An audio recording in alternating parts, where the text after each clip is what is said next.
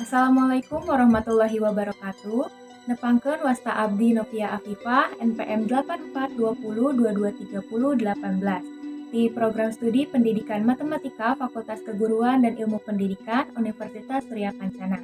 Di dieu abdi bade nyaritakeun hiji carita nu judulna Rohana, karya Rahmi Madina sareng Eva Nukman, ilustrator Fania Rizky Santoso, penerbit Lesri. Hayu urang dangukeun kumaha eusi caritana. Wilujeng nyaksian. Caritana nyaeta Rohana. Ibu kaondangan, Rohana dipikah ngasuh adi-adina. Wah, padahal Rohana mah hayang maca buku. Adi-adina anteng arulin sigana mah ayeuna Rohana bisa maca. Kamari bapana mere buku anyar, The Circus. Buku carita dina basa Walanda. Tapi rek bisa maca kumaha, Rohana kudu muda gerakna. Terus kan oge kudu diasuh. Tuh kumaha ieu teh piraku kudu muda gerakna deui. Kumaha lamun macana bedas? Terus kan tuluy Rohana maca deui, sorana bedas. Dina kanan Ratna jeung Ruskan reseupeun kana carita nu dibaca ku Rohana. Rohana nyaritakeun eusi buku dina basa Sunda. Adi-adina jadi ngartieun kana eusi caritana. Maranehna bisa babarengan ngabayangkeun eusi bukuna. Ayeuna Rohana bisa maca bari ngasuh adi-adina. Barudak nu sejen oge milu ngabandungan. Ende tamat. Wah, geuning loba nu resep dipamacakeun carita, Rohana kacida bungahna. Rohana bakal mamacakeun carita unggal poe. Tangtu babaturan Rohana oge hayang bisa maca jeung nulis. Rohana bisa ngajarkeun ka maranehna.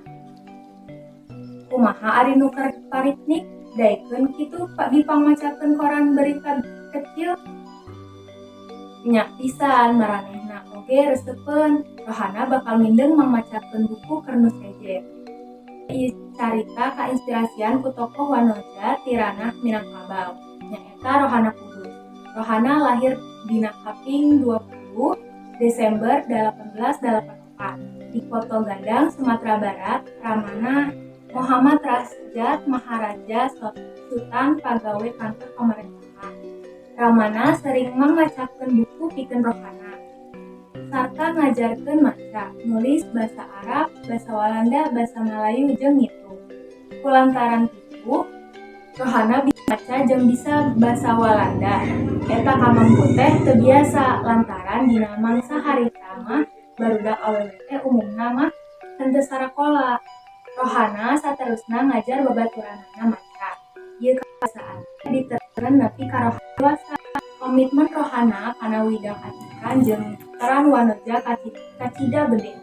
Kaasup ngadegkeun sakola Amai Setia sarta medalkeun surat kabar Sunting Melayu, surat kabar wanoja anu munggaran di Indonesia.